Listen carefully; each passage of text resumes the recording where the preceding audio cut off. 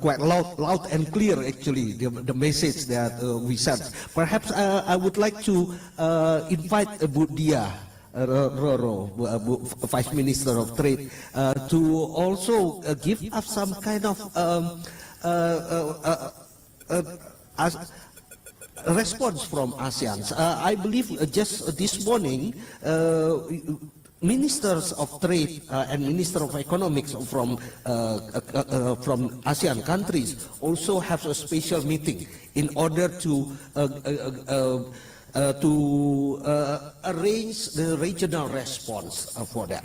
So perhaps you can share with us what kind of regional response. Pak Hafaz mentions about this is also momentum for us to accelerate our regional trade and regional relations.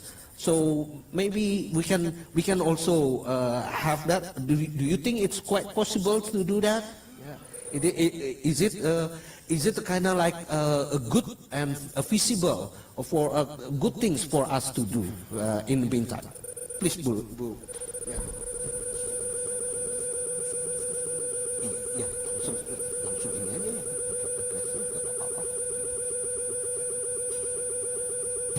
Firstly, thank you very much for having me here today. I guess before I address the floor, I'd like to firstly answer the question that you mentioned earlier. So the ASEAN region is a very important region for all of us. This is the case because this is known to be the 5th largest economy in the world when we look at the ASEAN region in itself. And we heard earlier from Honorable Vice Minister of Foreign Affairs, Pak Hafaz, that this amounts to around 3.5 trillion US dollars. And so engaging the ASEAN market and ASEAN region is vital and very important. Just in the 28th of February, I attended the ASEAN Economic Ministers retreat, and this was in itself very momentous, as we were able to engage with trade ministers across the ASEAN region. And one of the momentum being that there were discussions about incorporating Timor-Leste to be a part of ASEAN. So that was also one of the key takeaways. But all in all, we were able to kind of, from Indonesia's side, push forward a non-paper. So this non-paper was pushed forth by Indonesia and was coordinated very well with Malaysia and other countries within the ASEAN region, with the hopes of creating the very essence of ASEAN centrality and unity. And this, at the time, was meant to kind of encourage ASEAN countries to come together in the face of the global trade situation, global trade uncertainty, as we call it.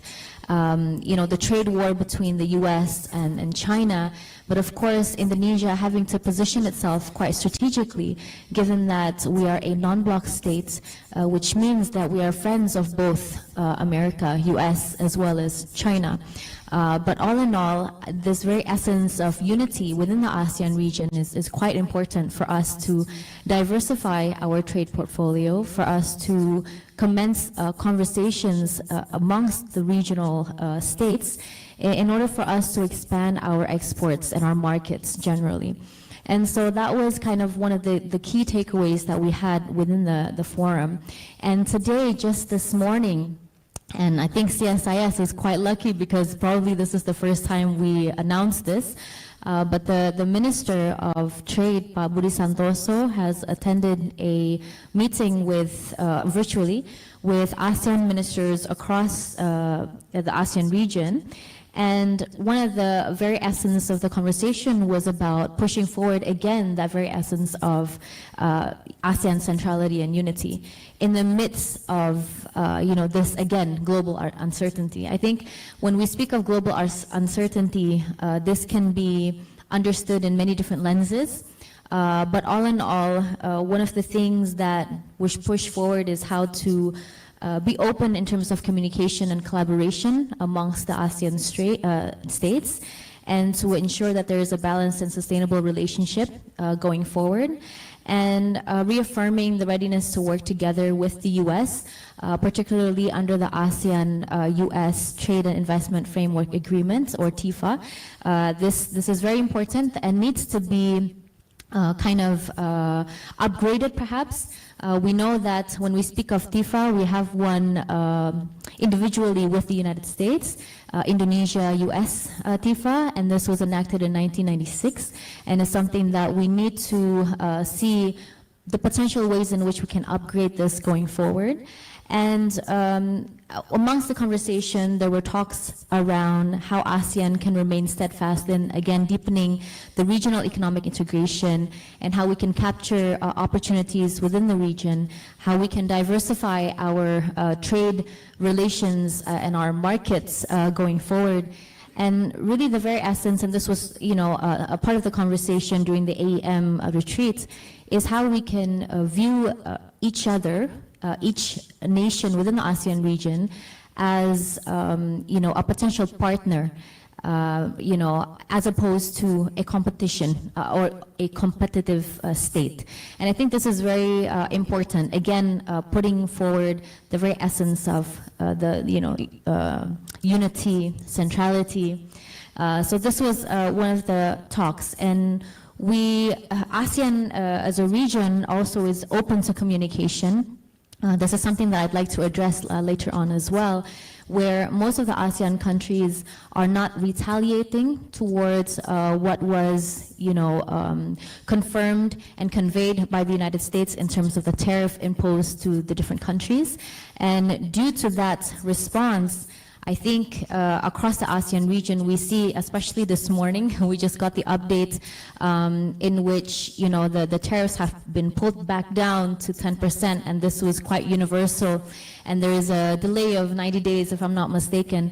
And so most of the ASEAN states, if not all, are experiencing the same because we reacted in the same way. And I think that in itself is important to maintain the close relationship that whether it be the ASEAN region, in which the ASEAN region has with the United States, but also Indonesia as a country who have built its bilateral relations and also trade relations with the United States quite well so far. And being that the U.S. is one of the largest trading partners for Indonesia, and we value this quite immensely, and we want to make sure that we're taking the right steps forward and finding the right solutions going forward.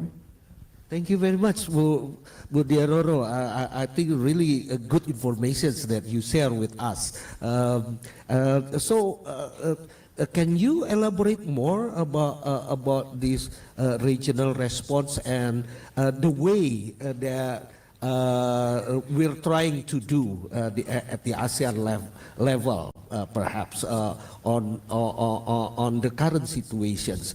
Maybe, like for example, is there any specific way we're trying to do something to face the U.S. or to deal with the U.S.? Is there any kind of things? Yeah, I think going back into the point where unity is the very kind of basic basis that we'd like to start everything with, and to ensure that we see this more of an opportunity rather than a constraint. Changing that narrative and perspective, we believe, is crucial. And under the leadership of Bapak Prabowo Subianto, who is again encouraging his cabinet to keep moving forward and encouraging us to, have these conversations with our trading partner, with the U.S., is quite essential. And if I may, I'd like to give a little bit of the kind of background, so as everybody gets a hindsight about what the Ministry of Trade has been doing.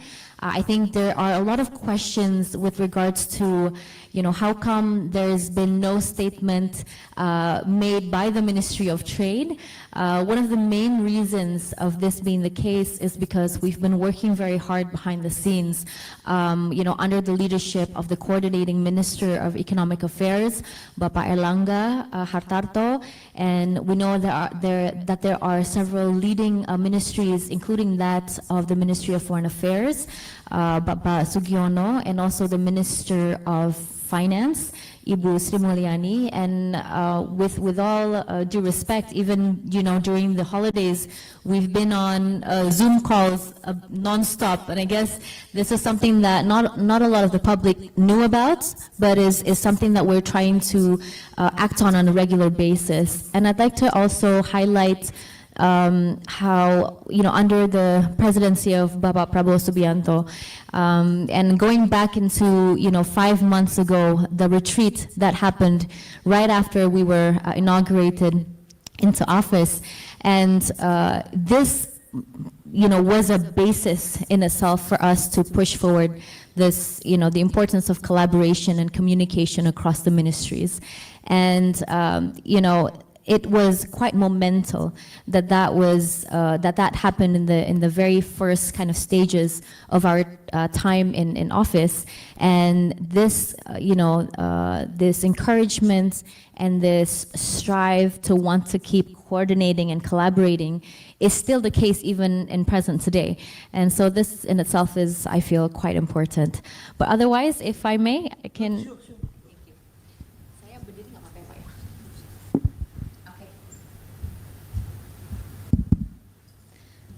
Bismillahirrahmanirrahim. Assalamualaikum warahmatullahi wabarakatuh. May peace and blessings be upon you all. Firstly, thank you very much, CSIS, for having me here today. Thank you for allowing me to share a little bit about the progress that is currently undertaken by the Indonesian government in response to the tariffs, reciprocal tariffs that has been levied on the ASEAN region, but also most importantly to Indonesia. And we do gather here at a time of tremendous uncertainty in global trade, and the return of President Trump to the White House has brought with it a new wave of tariffs, and what is now known as, I mentioned earlier, the reciprocal tariff policy. And this in itself is a unilateral move that imposes tariffs on countries that the US views as maintaining higher trade barriers. For ASEAN countries, these tariffs range from around 10% to 49%. In Indonesia, in particular, is subject to 32% tariffs. However, as this morning, as we know, the recent announcement that this has been pushed down back to 10%, and again with a 90-day pause on reciprocal tariffs, with the exception of China in this case. So we'll make sure that we are keeping tabs on the latest developments with regards to this. And moreover, this policy, this remains a real challenge, not just for Indonesia, but also for the entire Southeast Asian region, and in which we have, upheld free and open trade as a pillar of growth and development as well as stability. In 2024, ASEAN ranked, as I mentioned earlier, the 5th largest export market for US agricultural goods, with total trade of goods reaching $306 billion US dollars, and within that, Indonesia contributed as much as $14.34 billion US dollars to the US trade deficit. So yes, currently Indonesia is experiencing a surplus with the US, and we are the top 15 countries, which is why from the very beginning we've always been kind of in the radar. And these figures, as we know, underscore the depth and complexity of our trade relationship. We are concerned about the impact on labor-intensive sectors, including that of textiles and garments, footwear, palm oil, and downstream derivatives. This includes rubber tires and electronic and automotive components. These industries are not only export-driven, they are critical to Indonesia's employment landscape as well as rural development. And so in response to this shifting landscape, President Prabowo has instructed its cabinet to move forward with a strategy grounded in diplomacy, regional solidarity, and long-term diversification. Firstly, Indonesia is led by the Coordinating Minister of Economic Affairs, Bapak Erlangga Hartarto, Minister of Finance, Ibu Sri Mulyani, and Minister of Foreign Affairs, Bapak Sugiono, will pursue structured and constructive negotiations with the United States next week in Washington, D.C., and we value our bilateral and trade relationship with the United States and believe that open dialogue is the best path to avoid further trade tension escalation. Through diplomatic channels, we aim to clarify the scope of the reciprocal tariff policy and advocate for fair treatment and highlight the mutual costs of such tariffs, not only for Indonesian exporters, but also for U.S. importers and consumers. Our approach will involve formal diplomatic engagement at both the federal as well as state levels. This in itself is a collaboration with the U.S. businesses that rely on Indonesian inputs and targeted sectoral discussions on priority goods as well. President Prabowo is keen to increase imports from the United States. We've seen this discussion playing out, and I think a lot of you have probably seen in the media. This was announced by Minister Erlangga as well. And these commodities include, particularly within the agricultural sectors, soya bean as well as wheat, as a means of, again, decreasing the United States trade deficit with Indonesia. This type of negotiation, we believe, is very crucial and provides a win-win solution for both sides, and that being the United States as well as Indonesia. And secondly, Indonesia is actively engaging with the fellow ASEAN countries to align our positions and build a united front in response to the current trade uncertainties. We must act as one. And I think this very essence of ASEAN unity and centrality is something that we're trying to achieve together. And we've seen these discussions taking place up until this morning across the trade ministers across the ASEAN region. And again, I spoke a little bit about the non-paper that we pushed forward back in February. And we hope this encourages the ASEAN region to collaboratively work together in the midst of all these uncertainties, to help each other and to make sure that we diversify our markets and build good communication with the United States, who we believe are a great partner in terms of trade. And lastly, third, and this I find to be quite crucial, and I want to highlight a bit about the progress being made, particularly within the Ministry of Trade, is that Indonesia is accelerating its export market diversification agenda through the negotiation and finalization of free trade agreements. This is not simply in response of the U.S. tariffs. So this happened way before these conversations took place, way before the reciprocal tariffs took place. But this is a continuation of Indonesia's long-standing strategy to expand market access, to enhance trade resilience, and stimulate job creation as well. Indonesia is currently finalizing several free trade agreements, FTAs. To name a few, there's the Indonesia-Canada CIPA. There's CIPA being the Comprehensive Economic Partnership Agreement. There's also the Indonesia-Peru CIPA, Indonesia-EU CIPA, Iran PTA, the Preferential Trade Agreement, as well as the Amendment Protocol to the Indonesia-Japan Economic Partnership Agreement, IJPA. These 5 countries play a vital role in expanding new market access opportunities for Indonesia's trade. And allow me to share a little bit about the key developments in Indonesia's trade diplomacy, particularly our efforts to finalize as well as strengthen the series of free trade agreements that will shape our economic future. This is quite important for us to also socialize, to make sure that the public is aware that there are several priorities in which the Ministry of Trade has. The first one being how we can safeguard our national economy and our national trade. Second one being how we can boost our international market by finalizing some of our trade agreements across different regions and countries. And lastly, how our small, medium enterprises can be well known in the international market. We understand that this contributes around 60% of our GDP, of Indonesia's GDP. And we see that one of the reasons why Indonesia's economy thrived was because this sector, the SMEs, were able to survive. And this is a very important point. Again, 60% is a big number. And we want to make sure that we can strengthen and uplift the small, medium enterprises for them to be even more well recognized. And so the Indonesia-Canada SIPA, this provides a valuable opportunity to engage a high-income market with a projected GDP of $2.2 trillion in 2024. Canada's growing demand for halal certified products, seafood, agriculture goods, and ethical source commodities aligns closely with Indonesia's export strengths, especially in palm oil, coffee, and cocoa. And there is also a rising interest in sustainable textiles, and garments opens a promising avenue for Indonesia's fashion and home textile industries. And in Latin America, the Indonesia-Peru SIPA, this serves a strategic entry point to a dynamic region. Peru, with a GDP of $289 billion is one of the fastest growing economies in Latin America.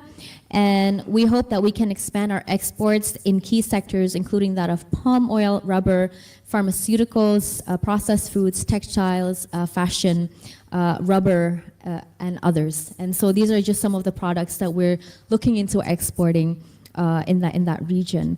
And equally important, we have the Indonesia-EU SIPA. This stands as one of the most ambitious trade undertakings. The European Union is with a projected GDP of $18.6 trillion presents one of the world's most advanced consumer markets. And once finalized, we want to make sure that this can broaden, again, our export potential, particularly in furniture, textiles, renewable energy technologies, and green economy products. This is quite big, especially being a country that's already ratified the Paris Agreement. And we see a lot of the European Union countries already ratifying the same agreements and having that commitment in creating a sustainable future. The moving forward in enhancing certain markets with green technologies is something that we'd like to partner with other countries. And on the ASEAN Pacific front, the amendment protocol to the Indonesia-Japan Economic Partnership Agreement, this brings a long-standing partnership with Japan into a new era. Japan's economy, valuing around $4 trillion remains heavily reliant on imported raw materials and semi-finished goods. And so this is also something we'd like to explore going forward in the region. There's also the Indonesia-Iran Preferential Trade Agreement, PTA, offering a gateway to a complex yet promising market. Despite the ongoing sanctions, Iran, with a GDP of $318 billion continues to show a strong demand for Indonesian halal food. So the halal industry is quite big for the international market, processed foods as well as affordable manufactured goods as well. And we want to make sure that we relieve some tariff barriers. We want to make sure that there is an ease of doing business across these different regions. And we want to make sure that, again, we are expanding our market and seeing the potentials in which we may have in partnership with other countries across the world. Last but not least, also mentioned several times by Bapak Erlangga Hartarto, we're aiming to revive the Indonesia-US Trade and Investment Framework Agreement. So TIFA is a big one, and we want to upgrade it because this was enacted in 1996. And so this is keen to include new policies that are more aligned with today's kind of trade dynamics going forward.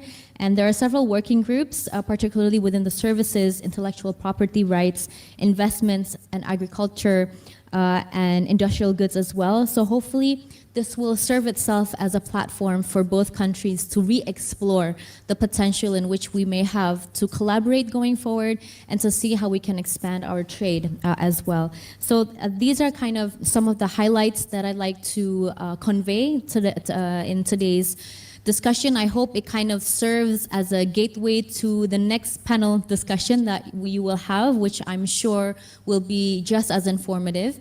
And again, we want to make sure that we are open for communication, we are open for negotiation, and this is what has been instructed by the President, Pak Prabowo Subianto, and we are ready to work hard in our ministry. Thank you very much. Thank you very much, Bu Dyah, Roro. I think it's very assuring that we you give us information not only on Indonesia's response, but also regional response as well, and how Indonesia try to promote the regional response, because I think as Pak Hafaz also mentioned, that there are a lot, we can see the current situations as an opportunity as well, especially to look at, to diversify our market and also to strengthen the regional economic integrations. Thank you very much, Bu Roro, Bu Dyah, Bu Vice Minister. I think I hope we will hear from you again, and hopefully you will come back to CSIS every time we will have discussions. Yeah. I look forward. Thank you very much. Thank you very much. Next, we will